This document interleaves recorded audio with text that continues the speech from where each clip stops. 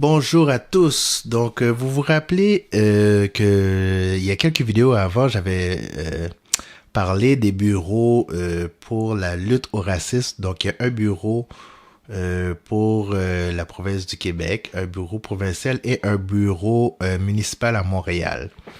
Et puis je disais que bon, c'est difficile de trouver l'organigramme des gens qui travaillent à l'intérieur et pour savoir est-ce que il y a suffisamment de personnel pour traiter les dossiers en question. Donc j'ai fait un peu plus de recherche, j'ai regardé à nouveau, j'ai trouvé des organigrammes et peut-être pour certains ça va paraître choquant, mais ces bureaux sont minuscules. Malgré euh, l'importance de ces bureaux, c'est vraiment minuscule. Donc d'abord pour le bureau de lutte au racisme de la province du Québec, c'est un bureau qui relève du ministère du Conseil exécutif. Ça, c'est le ministère du Premier ministre du Québec. Donc, il a son propre ministère avec son propre personnel. Le problème avec ça, c'est que c'est pas parce que c'est relié à ce gros ministère que les gens, le nombre de personnes suffisant pour traiter des plaintes de racisme un peu partout au Québec. Donc, j'ai été voir l'organigramme que vous pouvez voir au www.quebec.ca. Et une fois que vous allez dans ce site, vous allez cliquer sur ministère du Conseil exécutif. Après ça, vous allez cliquer sur l'organigramme. Vous allez voir qu'il y a un paquet de fonctionnaires, mais ce qui est un peu décevant, c'est que le bureau de coordination de la lutte contre le racisme, c'est complètement en bas. Donc, c'est vraiment un bureau qui a été fait, on ne sait pas trop pourquoi en fait compte. C'est complètement en bas. Et pouvez-vous deviner combien de personnes travaillent à l'intérieur? Deux personnes. Deux personnes. Donc, ils peuvent absolument rien faire pour vous. Pas pour décevoir les citoyens, peu importe les communautés de la diversité, mais à deux personnes, ils peuvent absolument rien faire pour vous. Et qu'est-ce que ça comprend? Ben, écoutez, il y a le ministre responsable de la lutte contre le racisme, Christopher Skeed, et le secrétaire du comité ministériel des services aux citoyens, Stéphane Dolbeck, qui est le secrétaire général associé. Donc, à deux personnes dans ce bureau, c'est un bureau inutile. Je vois pas l'utilité d'un tel bureau, ça va aller nulle part. Ils peuvent pas faire de bilan, il va donner un bilan basé sur quoi? À deux personnes. Puis quand vous remontez dans l'organigramme, les autres personnes du ministère du conseil exécutif, qu'est-ce que vous voulez qu'ils fassent? Chaque groupe a ses propres dossiers à gérer. Donc, je vois pas comment ils peuvent être impliqués dans ce bureau de coordination et qui est complètement en bas de l'organigramme. Vous verrez par vous-même. C'est pas moi qui le dis. Vous allez le voir par vous-même. Donc, c'est pour ça que ça donne rien et ça donnera jamais rien. Maintenant, pour le bureau de la commissaire à la lutte au racisme et aux discriminations systémiques, j'ai été voir pour vous qu'est-ce que ça donne. Donc, comme j'avais dit dans l'autre vidéo, ça relève du comité exécutif. Et quand on regarde sur le site de la ville de Montréal, combien il y a de personnes dans ce bureau? 4. Et ça, c'est avec la commissaire en chef, Madame Bushra Manaï, qui est inclus là-dedans. Donc, qui sont les trois autres personnes? Bon, il y a Nathalie Carénard, qui a le poste de conseillère équité, diversité et inclusion. Ensuite, il y a Alain Babineau, qui occupe le poste de chargé d'expertise, donc profilage racial et social. Et en dernier lieu, il y a Diaka Cissé qui occupe un poste d'assistante de direction. Si vous voulez avoir un peu plus de détails, il faut aller sur le LinkedIn de chaque personne.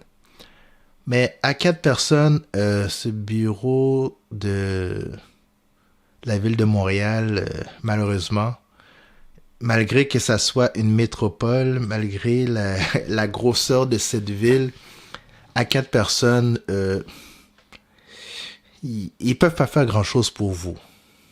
Encore une fois, pas dans le but de casser tout espoir, mais vous verrez par vous-même sur le site de la ville de Montréal.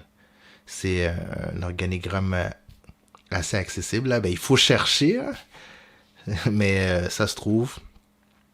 Puis à 4 personnes, bien honnêtement, c'est pour ça que des fois, il y a des bureaux qu'on peut penser qui sont juste créés pour l'image d'un politicien. Comme le bureau de lutte au racisme du Québec, c'est pour donner un bon... Dans le fond, le premier ministre a voulu se donner une plus belle image pour dire qu'il se préoccupe des différents problèmes des gens de la diversité, mais si le bureau était plus grand, s'il aurait investi un peu plus en ressources, peut-être que oui, vraiment, on pourrait voir que c'est un bureau qui peut faire quelque chose. Mais tu sais, des fois, il crée des affaires comme ça, c'est pour son image. Comme dans le cas de la mairesse Valérie Plante, malheureusement, son bureau, ben, tu sais, la lutte au racisme, au départ, la création de ce bureau-là, c'est utile. Ça aurait été encore plus utile si ça aurait été créé avec les meilleures intentions. Mais encore une fois, je pense que c'est juste dans le but de peaufiner son image qui a été pas mal maganée. Ben, surtout par rapport à la catastrophe des pistes cyclables là, qui a un peu trop, il y en a un peu trop dans la ville. Vous savez à quel point c'est frustrant d'avoir des rues rétrécies, perdre une voie pour donner l'accès aux cyclistes, alors qu'il n'y a même pas tant de cyclistes que ça à Montréal. Moi, je travaille sur la route, puis je peux vous dire que peu importe la saison, c'est pas vrai qu'il y a un paquet de cyclistes qui roulent sur les pistes cyclables. Là. Je sais pas. Puis d'après moi, les cyclistes, ça représente pas un lobby assez important pour qu'il y ait une telle multiplication de pistes. Fait que je sais pas. C'est des affaires des colos, des affaires... oui, je comprends, ça peut être bien pour réduire un peu la pollution, un peu moins de véhicules sur les routes, mais quand on regarde ça froidement, là, c'est de l'argent qui était un peu gaspillé. Mais ça, c'est mon opinion personnelle. Donc voilà, c'était comme une suite que je voulais faire par rapport à mon dernier vidéo sur le sujet. Donc maintenant vous avez les noms. Vous pouvez voir que c'est minuscule. Mais moi je vous invite à communiquer avec ces gens-là sur LinkedIn, sur leurs réseaux sociaux pour savoir qu'est-ce qui se passe parce que ils sont supposés remettre un rapport, je crois que c'est à la fin de cette année. En tout cas, ils sont supposés suivre comme 38 recommandations de l'Office de consultation publique de Montréal. Donc, on va voir qu'est-ce qu'on va faire avec les 38 recommandations. Ils sont censés faire un plan par rapport à ça. On verra bien. Et puis, ben, quant au ministère de lutte contre le racisme de Monsieur Skeet, j'ai pas beaucoup d'attentes. Si ce député fait partie de votre région, appelez-le, écrivez-le pour savoir comment avancent les dossiers. Mais je trouve ça dommage que ces deux bureaux-là soient extrêmement minuscules.